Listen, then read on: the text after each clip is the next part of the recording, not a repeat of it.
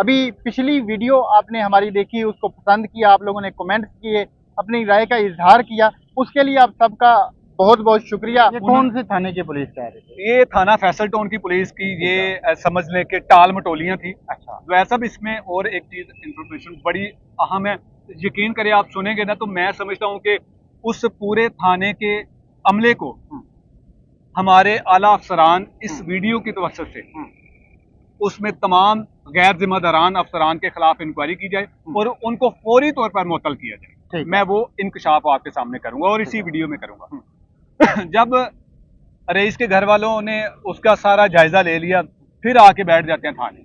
अच्छा। थाने जाके बैठते हैं, उन्होंने जब प्रेशर डाला, कुछ 30-40 लोग गए थाने में। अब थाने वालों के भी जो आंखें वो फट गई कि अब लगता है कोई मामला खराब ना हो जाए। अब थाने वालों ने क्या कहा है, जो हमारी पुलिस का रवायती अंदाज है, उन्होंने कहा जी आप चले, हम आ रहे हैं। अच्छा। उन्हें तसल्ली दी, उन सारे 40-50 लोगों को थाने से बाहर निकाला और उसके बाद कॉल आ जाती है भजन आपकी FIR हो गई। पुलिस का FIR देना इतना बड़ा कारनामा होता है कि मैं समझता हूं कि इसके बाद कुछ होता ही नहीं है।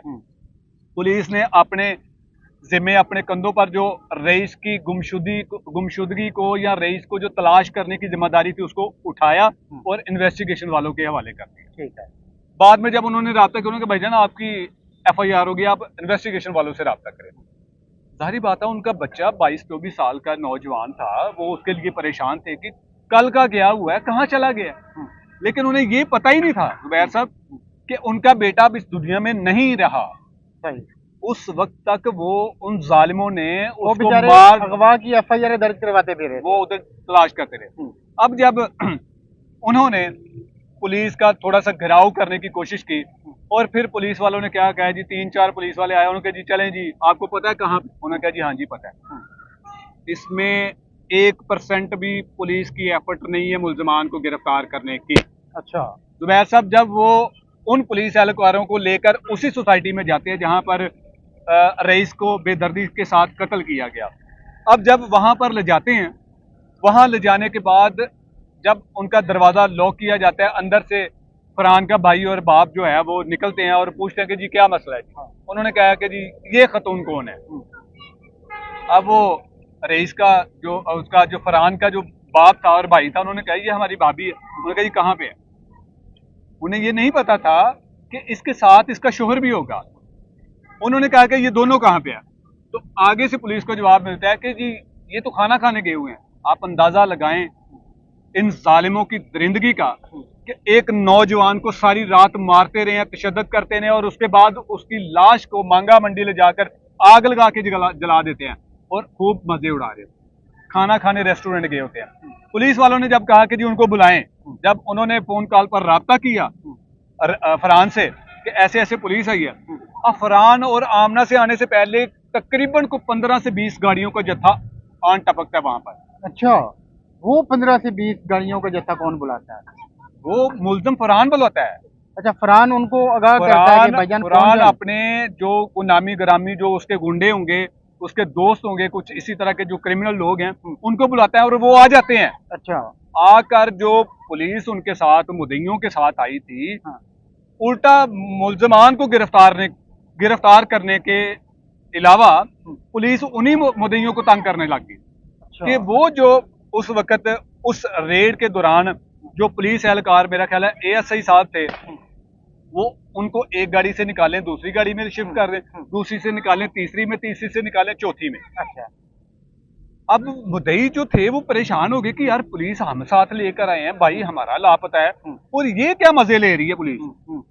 अब जब उन्होंने कहा कि भाईजान आप हमारे साथ आए हैं, क्यों आप उनके साथ हैं, तो आगे से पुलिस एहलकार जो है वो उनको शटअप कॉल देता है। अच्छा। कि आप पीछे होके खड़े हो जाएं। अच्छा। आपको किसने कहा कि आप आगे आए। ठीक है। ये हमारी पुलिस है, ये हमारी पुलिस उन मजलूम खानदान को इंसाफ देने के लिए उन जालिमों को गिरफ्तार करने पहुंची थी।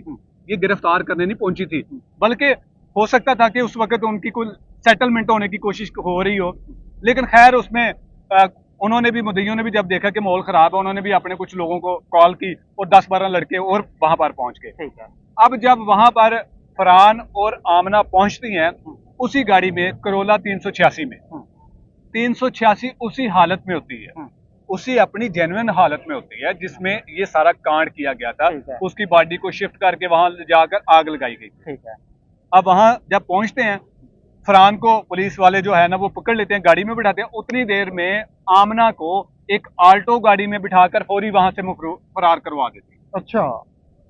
आमना को उस वक्त फौरी तौर पर गिरफ्तार नहीं किया गया था। ठीक है। अब जब आमना को गाड़ी में बिठाकर वहां से फरार किया जाता है तो उसके बाद फौरी जो रईस के घर वाले हैं वो भी उसके पीछे निकल पड़ते हैं कि ये कहाँ जा रही कि है। ये कहाँ जा रही है। अब जब आमना वहां से किसी और सोसाइटी में चली जाती है तो उसके भाई पीछे लगे होते हैं। बिल्कुल ठीक। वो जाकर उस घर को देख लेते हैं कि हाँ। जिस घर में आमना आल्टो गाड़ी से उतरकर उस घर में घुसी थी।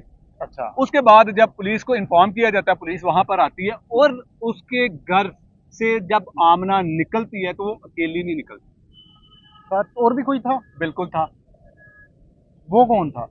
वो आमना का भाई शहरियार था। अच्छा।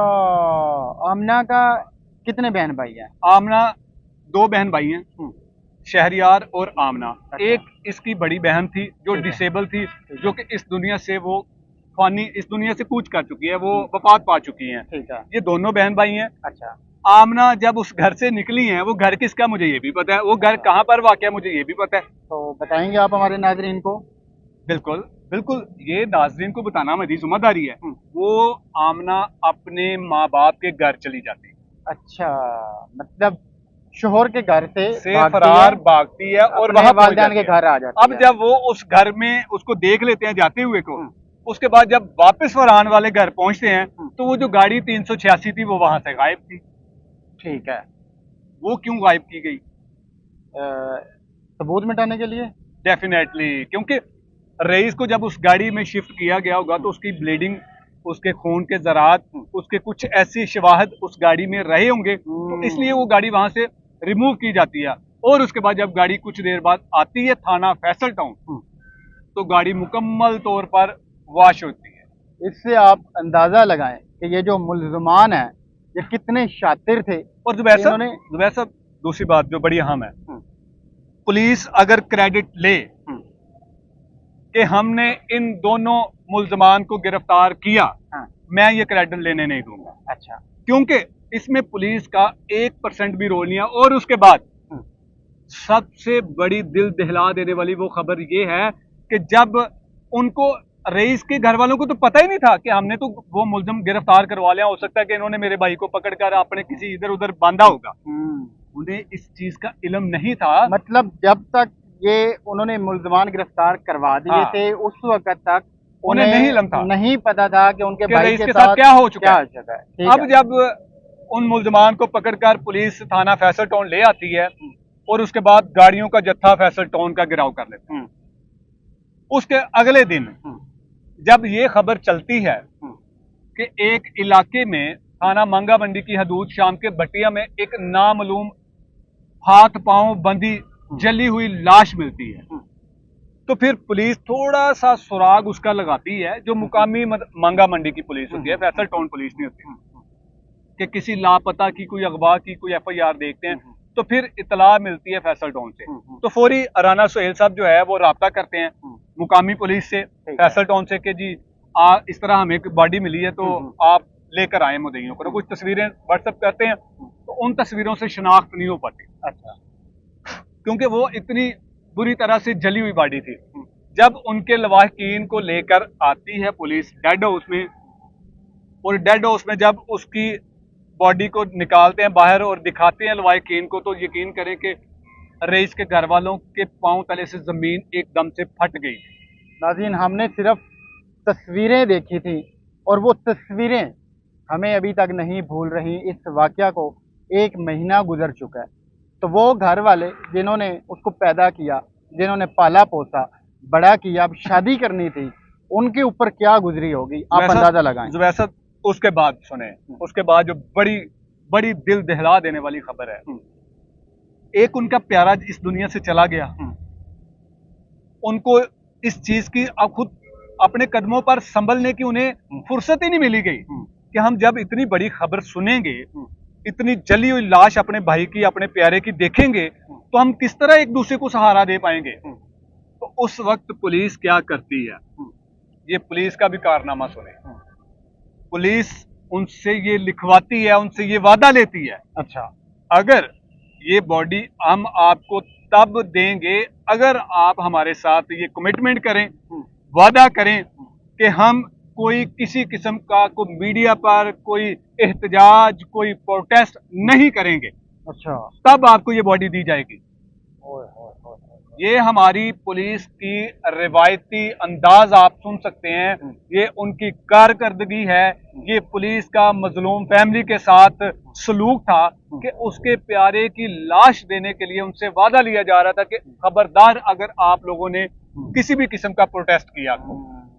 फिर उसके बाद मजे की बात देखें, मुकम्मल तौर पर रईस की बॉडी को गुस्ल देकर, कफन पहनाकर, हर चीज मुकम्मल तबूत में पैक कर कर पुलिस अपनी तहवील में बॉडी लेकर आती है उनके घर, और उसके बाद फौरी उसका जनाजा होता है और उसकी तदफीन कर दी जाती है पुलिस की मौजूदगी में, कि ऐसा ना हो कि कहीं ये लोग प्रोटेस्ट ना करें, अपने लिए इंसाफ का मुतालबा ना करें भी। ये हमारी आज की ये मेरी जिम्मेदारी थी।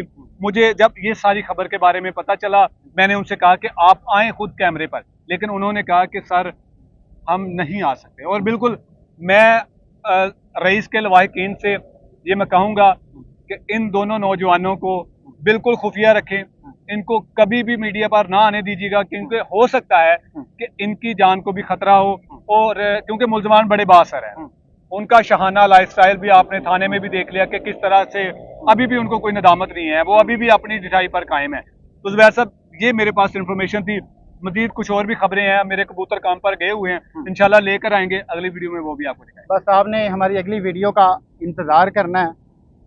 एंड पे सिर्फ ये कहेंगे कि आप उस माँ की तकलीफ़ का अंदाज़ा लगाएं जिसके घर के बिल्कुल सामने कब्रिस्तान है, और उस कब्रिस्तान में उसका वो वाला बेटा दफन है जिसकी इसी महीने के एंड पे शादी होनी थी। तो अल्लाह करे इनको इंसाफ मिले। इंशाल्लाह। अगर इनको इंसाफ नहीं मिलता तो फिर इस तरह के मुल्ज़मान वारदातें करते रहेंगे, जुर्म करते रहेंगे, उनके अंदर डर ख़त्म हो जाएगा। तो मिलते हैं किसी और वीडियो में। अल्लाह हाफ़िज़। अल्लाह ने के बाद।